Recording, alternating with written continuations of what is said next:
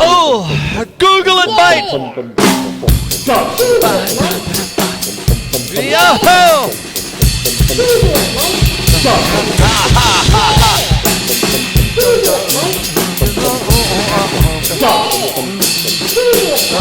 Hello, everyone!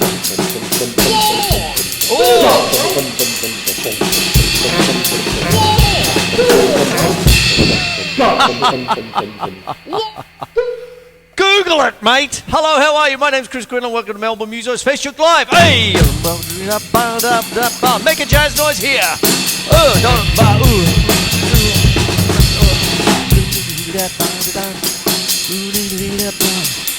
The song the robin sings through years of endless spring. Kiss your nipples by a brook at eventide. Lovers have a nook. Tell me, what are you doing with the rest of my wine?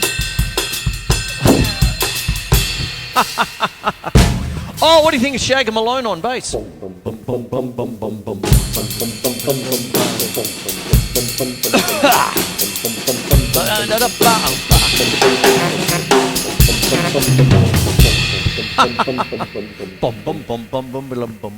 Hey, it's cold, isn't it?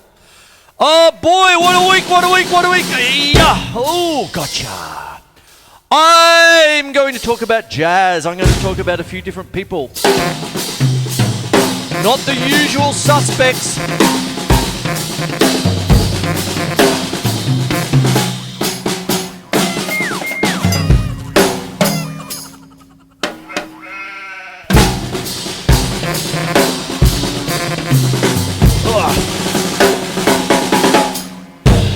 All right, I'm going to get straight into it. I'm going to talk about a chap by the name of Spike Jones, who was very influential to people like Frank Zappa, people like, lots of different people, Fantomas, people like that, who I often talk about. Very minimalist kind of, very short, sharp little things. And what happens is Spike Jones was big for spoof, brilliant musician. And he got quite famous for little, like as soon as something happened, like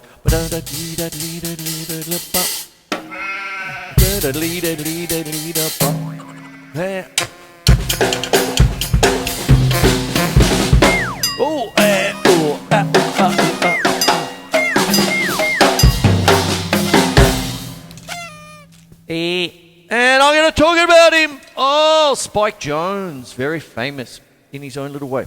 Lindley Armstrong, Spike Jones, December 14th, 1911 to the May 1st, 1965, was an American musician and band leader specializing in spoof arrangements of popular songs and classical music. Had a great sense of humor. You have to have it these days. Ballads receiving the Jones treatment were punctuated with gunshots, whistles, cowbells, hiccups, burps, and outlandish and comedic vocals. Jones and his band recorded under the title Spike Jones and his City Slickers from the early 1940s to the mid-1950s and toured the United States and Canada as the Musical Depreciation Review. There you go. One of his big hits was The Führer's Face. Boy, oh boy, oh boy. So there's Spike Jones, you see. Now, the kind of week that we've had, and one of the things that you can do with all this sort of biz is actually sit down, and I love my stories. I hope you do too. You know, Winnie the Pooh, is it cooked? It's cooked, mate, cooked.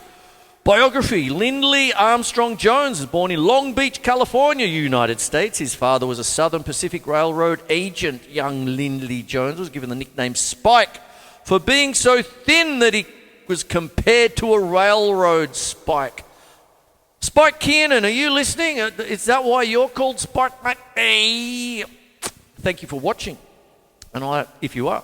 At the age of 11, he got his first set of drums. As a teenager, he played in bands that he formed himself. Jones' first band was called Spike Jones and his 5 Tacks. There you go. A railroad restaurant chef taught him how to use pots and pans, forks, knives and spoons as musical instruments. Jones frequently played in a theatre pit orchestra. In the 1930s, he joined the Victor Young Orchestra and got many offers to appear on radio shows, including Al Jolson's Lifeboy program, Burns and Allen, and Bing Crosby's Craft Music Hall. There you go. That's a little bit of a quick introduction to Mr. Jones. I'll probably come back to him. I've also got another person, and I've also got 2 stories for you. So,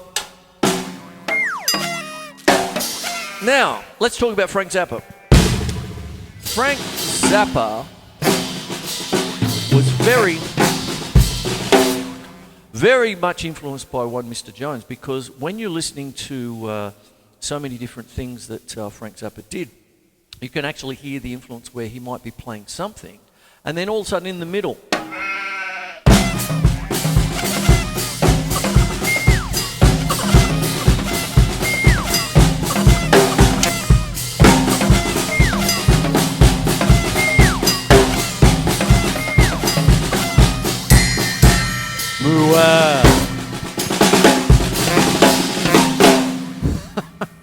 one of his famous ones is Mwah, that kind of thing. There you go. So it's all very much that kind of biz. You see, there it is.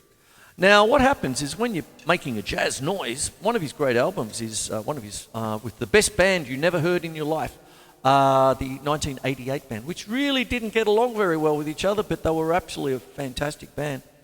And they put out Frank Zappa put out more of an instrumental album called Make a Jazz Noise Here. And great stuff. And it had, one of the things about that particular ensemble, it was Frank Zappa's last major tour before he got ill with his cancer and stuff. But what it is, he took the synclavier out on the road, and he had all these things. He just pressed the button and all this stuff would come out, right?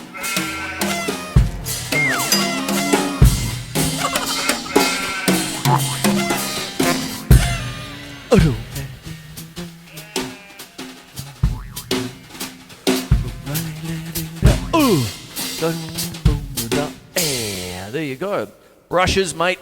You're going to be in a jazz band, you're going to play your brushes. Now, one of the things about Spike Jones and his influence on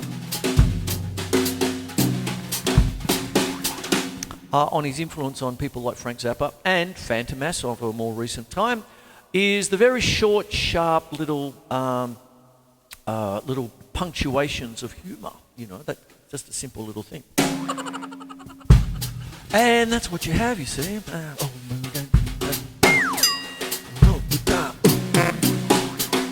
So, I've got comedic noises, you see.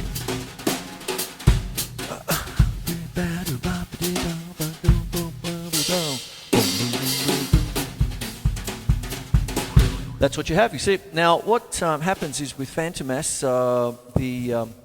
it's kind of like the Melvins with Mike Patton, pretty much. And Dave Lombardo is quite incredible music. I love them dearly. I've mentioned them a lot on the show. And what it is they're right down this kind of track. You know, Fantomas' last album was based on cartoons, you see. So, you know, that's the sound that you have, you know, sort of thing, when Wile E. Coyote gets hit by the rock.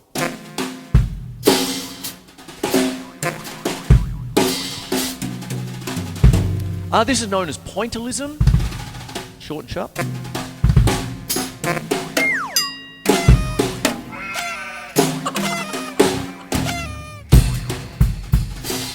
That's what it is, you see. That's what goes on. Now, I'm going to play the first story of the night.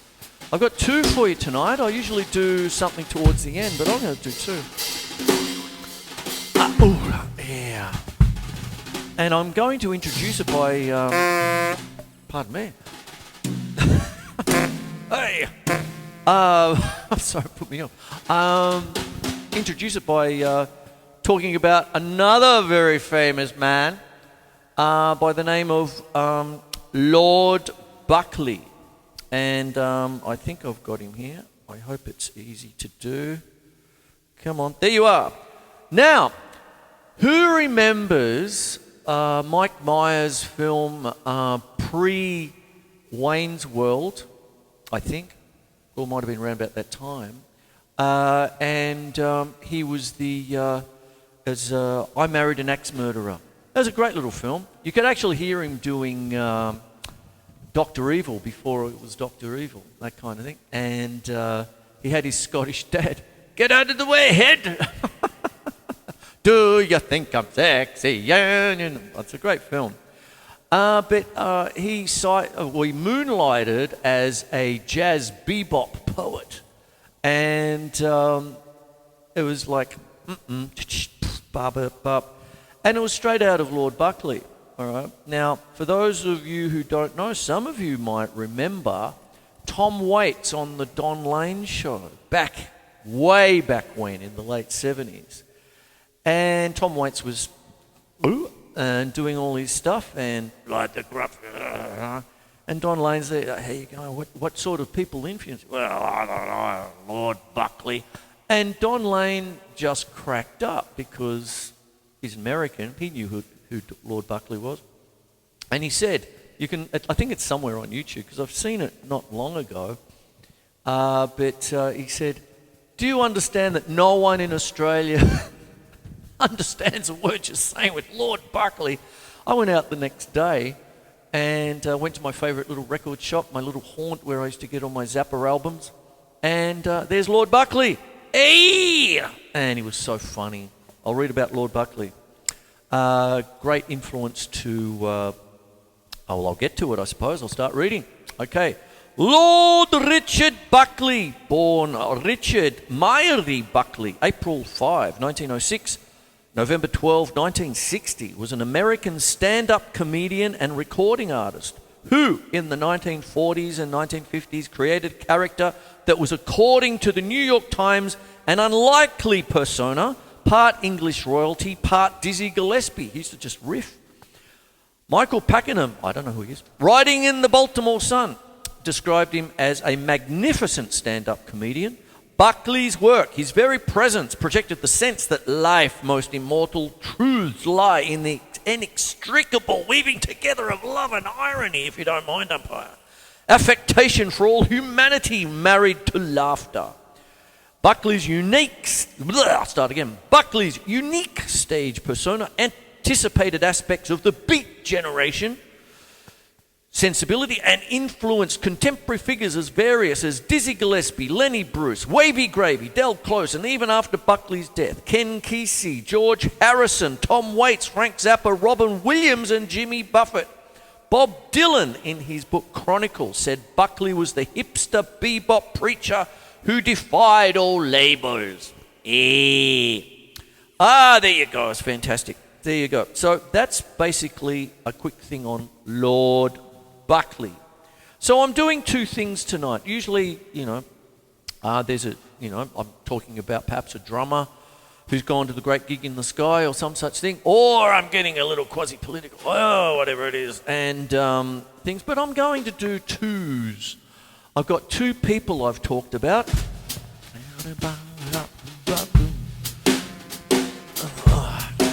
And all these little bing-bong boings are all to do with Spike Jones, Frank Zappa. Frank Zappa talks about him in his book and in his autobiography sort of thing. And he says, and I said, yeah, I get it now. I get it. It came in, Spike Jones. Yeah, I understand. Now, the stories. Lord Buckley would just riff. He'd just have his main thing, and he's wonderful. But he was like the bebop, poet, with the that kind of.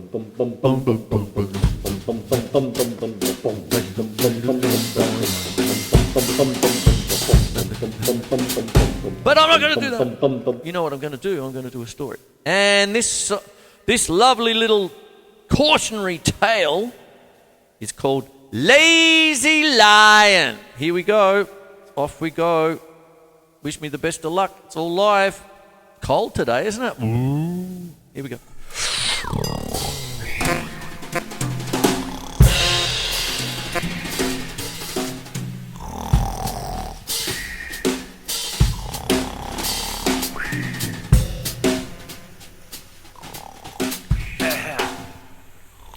Lazy Lion. Lazy Lion lay snoozing in the shade of a tree. The hot sun beat down and he lazily flicked at the buzzing flies with his tail. There was nothing Lazy Lion liked to do more than sleep. He would sleep all night and all day if he could, just waking up every once in a while to have a snack. He purred to himself. This is the life. Nothing to do all day but lie in the sun and sleep. Perfect. Just then, a laughing hyena came running by. Wake up, Lazy Lion, chuckled. Let's look like going for a swim. Rain is coming. Lazy Lion opened one eye. Silly creature, he said with a sniff as he watched the hyena running far off into the distance, still laughing. He's just trying to trick me into waking up and moving. And he closed his eyes and went back to sleep. A short while later, someone nudged his behind.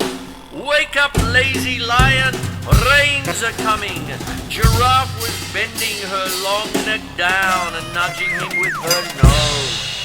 You should head for shelter. The river might flood. Don't be ridiculous, said Lion. Hyena's been filling your head with this nonsense. I see. And he closed his eyes and was snoring again in seconds. But he had not been dozing for long when he felt something tugging at his whiskers. Wake up, Lazy Lion. It was little mouse Barnaby. Rains are coming. Could you please carry my national party and I to safety? Asked the mouse Barnaby. Oh, I'm far too busy for that, said Lazy Lion. Besides, what's all this talk of rain? It's a fine sunny day. And with that he closed his eyes and went back to sleep. A few moments later he was woken by something pulling at his tail. It was Monkey, the finance minister. Wake up, Lazy Lion! Rains are coming! Could you help carry my bananas up to the rocks? Why does everyone keep waking me? Asked Lazy Lion crossly. Can't you see I'm busy? Sorry, Lion, but you didn't look busy to me, said the finance minister Monkey. Well, I am, growled Lion. I'm very busy thinking what to do with the next person who wakes me up. And he gave Monkey, the finance minister, a mean stare before shutting his eyes tight once more. After that, none of the animals dared to wake Lazy Lion up again, so they couldn't warn him that the dark storm clouds were gathering, and the first drops of rain had started to fall. They just hurried high up to the safety of the rocks and caves and their political pensions and payouts, and took shelter from the storm that was on its way. Lazy Lion gave a little shiver as he lay dreaming. A big raindrop fell on his nose, and then another and another. Lion stirred, oh bother. He thought to himself, it's raining! Well, it's probably only a light shower. I'll snooze a little longer. And then he settled back down to sleep. But the rain began to fall harder and harder. Soon Lazy Lion's thick fur was wet through, and he was starting to feel cold and uncomfortable. But he was still too lazy to get up and move to the shelter of the rocks. I'll just sleep for 5 more minutes, he told himself. But as the minutes passed, the rain fell harder and harder and the river rose higher and higher. Then with a huge crash of thunder and a bright flash of lightning, the river broke its banks and came flooding across the plains. All of a sudden, Lazy Lion found himself being tossed around as he struggled to keep his head above the stormy waters. The other animals watched in horror from the safety of the rocks as Lazy Lion was dragged below the water by the strong current. Then suddenly his big strong head popped up again and he gasped for breath. Lazy Lion swam with all his might towards the rocks as the other animals cheered him on. "Oh, this is hard work," he panted. How he wished he'd listened to his finance minister and his foreign minister and every other goddamn minister, and had not been so lazy. "Mate, you're swimming the wrong way. Hawaii's over there." "Hey mate, you want me to throw you a hose?" At last he made it, and he struggled up onto the rocks, wet through and worn out. And all his ministers gathered around anxiously. "Are you all right, Lazy Lion?" asked Monkey the finance minister. "I am exhausted," panted Lazy Lion. Then added, "But it's nothing a good sleep won't cure." The end.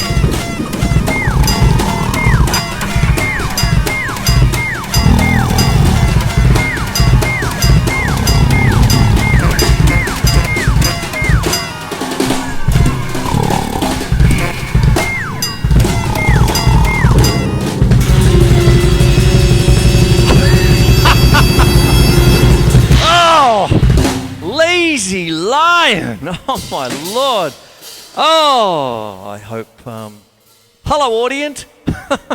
If you're still watching. Oh, I love doing it.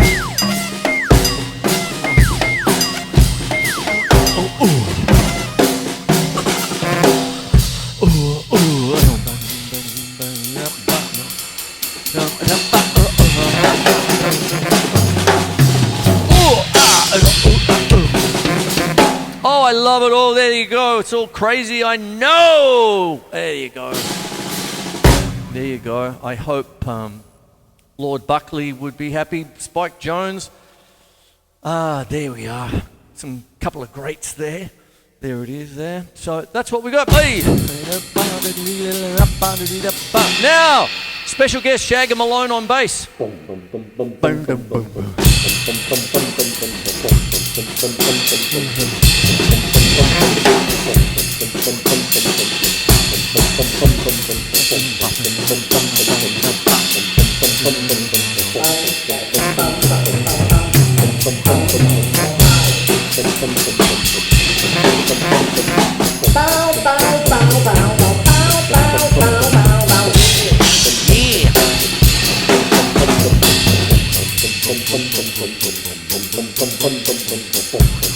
Yeah!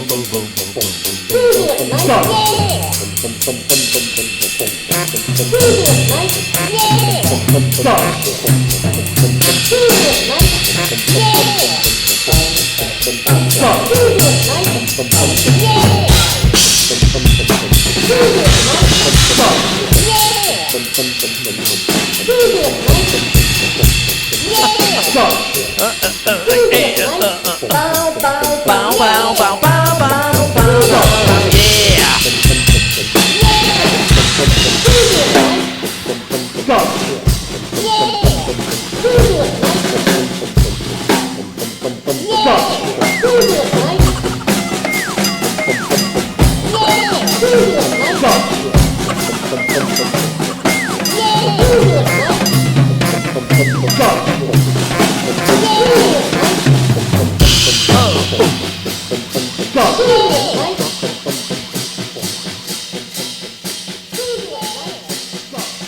it, mate. There it is. That's called Gotcha. And through these dear people, Spike Jones and Lord Buckley, gives us license to be a little bit crazy at times.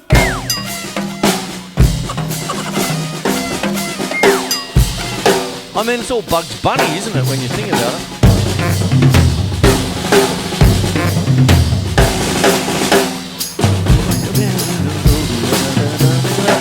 Okay, that's that piece. Now I'm going to do another one. Oh boy!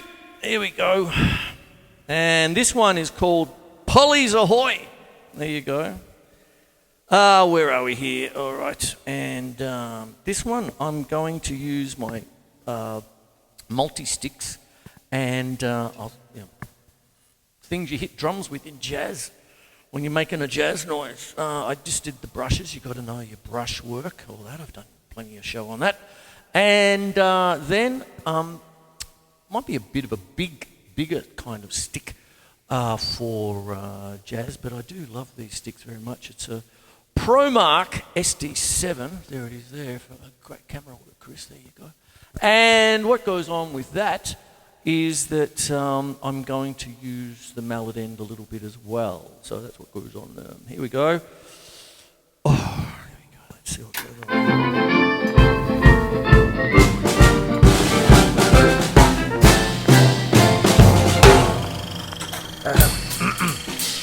One summer's day, 3 little boys went for a picnic by the bank of a river. They took with them their swimming things, some cheese and pickled sandwiches, and of course their teddy bears. Teddy bear! When they arrived, they found a small boat tied to a tree. The boys climbed on board, taking their teddies with them, and had a great game of pirates. The boys pretended to walk the plank, and soon they were all splashing about, playing and swimming in the river. They chased each other through the shallow water and disappeared along the river and out of sight. Now, the 3 bears left on board the boat did not get on very well together. Barnaby was a small honey-coloured bear. He was sort of friends with Albo, who had shaggy brown fur, but neither of them liked Scotty. He was bigger than they were, and he was a bully. He was always growling at the other bears and telling them what to do. As soon as the boys were out of sight, Scotty leapt to his feet. The boat rocked, and Barnaby and Albo begged him to sit down. "I'm a fearless sailor," cried Scotty. "I've sailed the 7 seas, and now I'm going to sail them again to Hawaii on the 21st of May. That's it. Scotty untied the boat and pushed it away from the bank. The boat lurched from side to side. "Come on, crew, look lively," shouted Scotty. "Do as I say or I'll make you walk the plank." Now that it was untied, the little blue boat began to drift. It turned sideways gently, then caught the main current and began to gather speed towards the 21st of May. "Scotty!" cried Barnaby, "we're moving!" "Of course we are, you big softy," growled Scotty. "We're bold and fearless politicians on the high seas." Ha ha! Barnaby and Albo clung together in fright as the little boat sailed down the river, past fields and houses. "Help!" they shouted. "Scotty, make it stop!" But Scotty was having a great time. "Ha ha ha ha ha ha!" shouted Scotty. "I don't hold a hose, mate. This is the life." Barnaby glanced over the side. He wished he hadn't. The sight of everything passing by so quickly made him feel seasick. "Look out, Scotty!" he cried. "We're going to hit the bank. Steer it away!" But Scotty didn't know. The boat hit the bank with a thump, and Scotty fell forward. The boat swung around and headed for the middle of the river once shouted Barnaby. Save us! But Scotty was sitting in the bottom of the boat, rubbing a big bump on his head. He had a bump. I can't, I don't know how to sail a boat, I don't know how to hold a hose. Oh! Scotty hid his face in his paws and began to cry. The boat zigzagged on down the river with the little bears clinging on to the sides in fright. In time, the river became wider and they could hear the cry of seagulls. Oh, Scotty, cried Barnaby. We're heading for the sea. Do something. Nobody likes me well, Scotty. Now we're going to sink to the bottom of the sea and you won't like me either. Elbow wasn't listening. He had found a rope hanging from the sail. Let's put the sail up and see if it will blow us to shore. We'll be blown out to sea, wailed Scotty. But Elbow ignored him and carried on. The wind filled the sail and the little boat started moving forward. They sailed right across the bay to the far side, to the 21st of May, and blew up onto the beach. Oh, Elbow, you are a hero, sighed Barnaby, hugging him tight. You saved us. Imagine the bear's surprise to see the three little boys running towards them along the beach. They had gone to find the Coast Guard and raise the alarm. There were hugs and kisses all round when they found the bears safe and sound. And you can be sure that from that day on, Scotty was a much wiser and kinder bear, and he never bullied the others again. The end.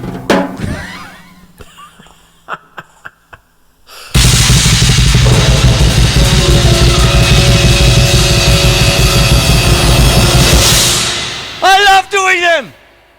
Oh!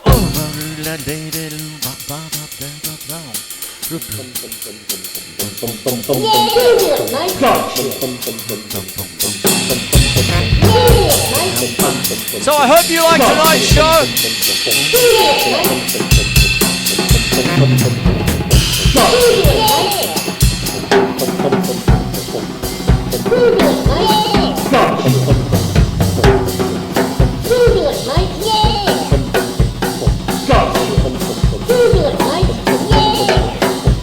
And so,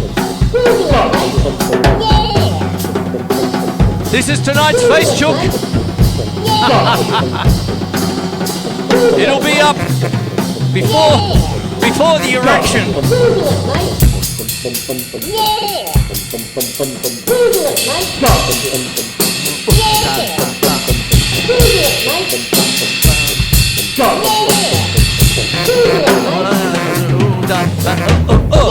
And we're talking about Spike Jones. We're talking about Lord Buckley.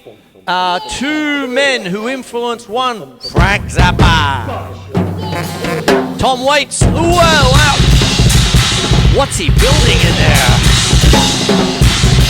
I heard he had a business in Indonesia. And Fantomas. This will all be up tomorrow.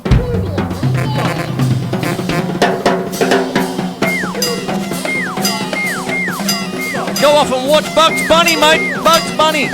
Carl Stalling, what a man he was. I've done a whole show on him. Hey, come on, I missed that. Wow. Oh, so I'm out of here. I'll be here. My name's Chris Quinlan. It is Melbourne Musos Facechook Live. Gotcha.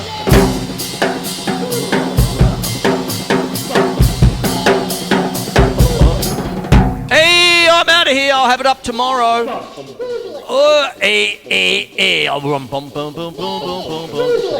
Google it, mate. I'm out of here. Oh, wow, they're three of the best tempos I've ever heard. Hey, I'm out of here. Oh, I hope you enjoyed it. Hey.